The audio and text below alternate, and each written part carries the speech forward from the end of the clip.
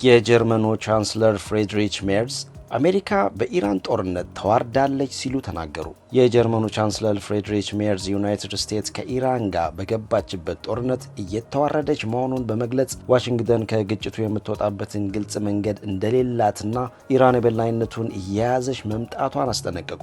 ቻንስለር ሜርዝ ሰኞ ዕለት በማርስበርግ ከተማ ለሚገኙ ተማሪዎች በሰጡት መግለጫ አሁን ያለው ሁኔታ ለአሜሪካ ጥልቅ ስልታዊ ችግር መጋረጡን አመልክቷል። ቻንስለሩ አሁን ያለውን ቀውስ ቀደም ሲል ከተከሰቱ ወታደራዊ ውድቀቶች ጋር በማነጻጸር እንደዚህ ባሉ ግጭቶች ውስጥ ያለው ዋነኛው ችግር መግባት ብቻ ሳይሆን በምን መልኩ መውጣት እንደሚቻል ጭምር ማወቅ ነው። ይህንንም ለ20 ዓመታት በአፍጋኒስታን እንዲሁም በኢራቅ አይተናል ብለዋል። በውሃ መያዣ ፕላስቲኮች ተቀድቶ በህገወጥ መንገድ ሲጓጓዝ የነበረ ነዳጅ በቁጥጥር ስር ዋለ።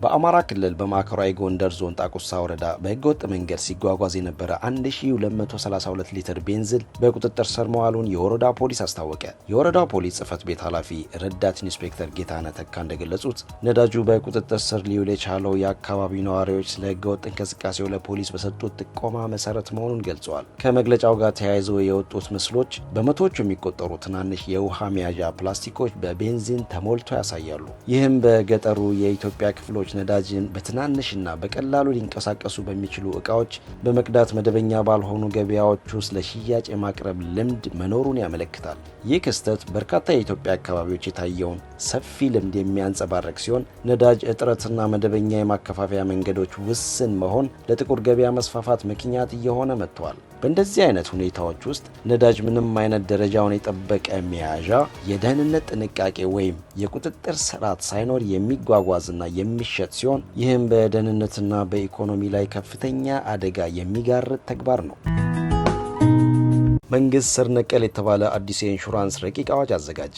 ረቂቅ አዋጁ የውጭ ኩባንያዎች በኢንሹራንስ ኩባንያዎች ውስጥ ድርሻ እንዲይዙ እና ለኢንሹራንስ ድርጅቶች ገለልተኛ ተቆጣጣሪ እንዲያቋቁም የሚፈቅድ ነው። ረቂቅ አዋጁ የውጭ ኩባንያዎች በሀገር ውስጥ የኢንሹራንስ ድርጅቶች በከፊል ወይም ሙሉ በሙሉ ባለቤት የሚሆኑባቸውን ተቀጽላዎች እንዲያቋቁሙ፣ አክሲዮን እንዲገዙ ወይም የውክልና ቢሮ እንዲከፍቱ ይፈቅዳል። አንድ የውጭ ስትራቴጂክ ኢንቨስተር በአንድ የኢንሹራንስ ድርጅት ውስጥ መግዛት የሚችለው አክሲዮን ከ40 በመቶ መብለጥ እንደሌለበት ረቂቁ የደነገገ ሲሆን ስትራቴጂካዊ ያልሆነ ግለሰብ ባለሀብት ደግሞ መግዛት የሚችለው አክሲዮን ከ7 በመቶ መብለጥ እንደሌለበት ተደንግጓል። በአንድ የኢንሹራንስ ድርጅት ውስጥ የውጭ ዜጎች የሚይዙት የአክሲዮን ድርሻ በጠቅላላው የድርጅቱ የአክሲዮን ብዛት ከ49 በመቶ እንደማይበልጥ ጭምር በረቂቁ ላይ ሰፍሯል። ህወሓት በዚህ ሳምንት ለትግራይ አዲስ ፕሬዝዳንት ለመምረጥ ተዘጋጅቷል። በ2012 የነበረውን መንግስታዊ መዋቅርና ምክር ቤቶች ለመመለስም ባለፉት 10 ቀናት ውስጥ ከድርጅቱ ስራ አስፈጻሚ ኮሚቴ ጀምሮ የማዕከላዊ ኮሚቴ፣ የዞን፣ የወረዳና የከተማ ምክር ቤቶችን ስብሰባ እያካሄደ ይገኛል።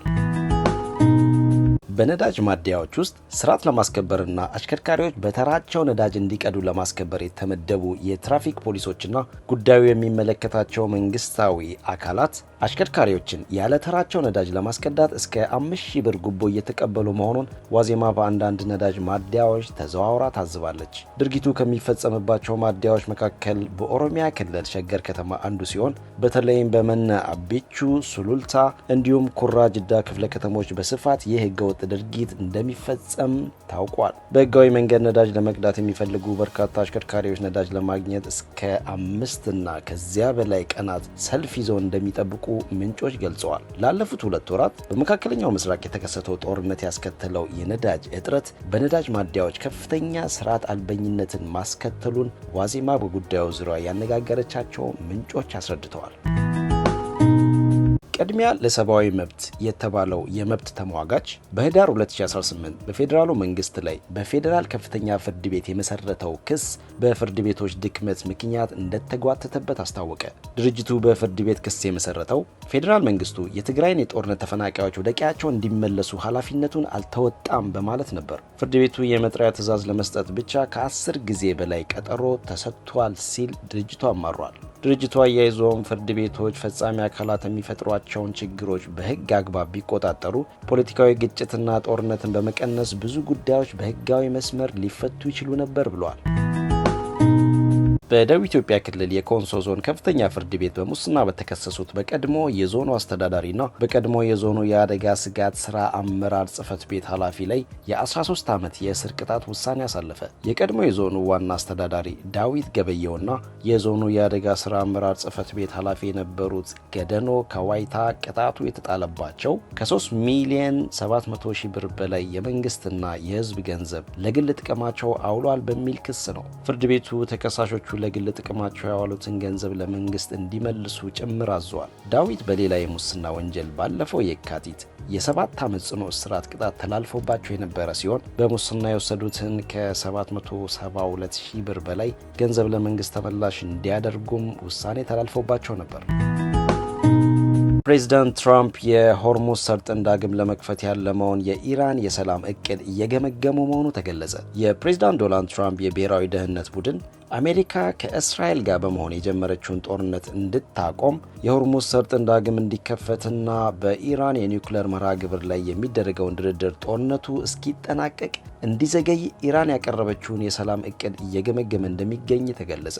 ዋይት ሀውስ ፕሬዚዳንት ትራምፕ ትላንት ሰኞ ዕለት ከብሔራዊ ደህንነት አማካሪዎቻቸው ጋር በመገናኘት በእቅዱ ላይ መወያየታቸውን አረጋግጠዋል። ይሁን እንጂ የአሜሪካ መገናኛ ብዙሃን እንደዘገቡት ፕሬዚዳንቱ የኢራን የኒውክሌር እንቅስቃሴ ላይ የሚደረገውን ውይይት የሚያዘገየውን ይህን ጥያቄ አልተቀበሉም ተብሏል። አልጀዚራ የሮይተርስ የዜና ወኪልን ጠቅሶ እንደዘገበው ፕሬዚዳንት ትራምፕ የኒውክሌር ጉዳዩ በማንኛውም ድርድር መጀመሪያ ላይ ምላሽ እንዲያገኝ ይፈልጋሉ።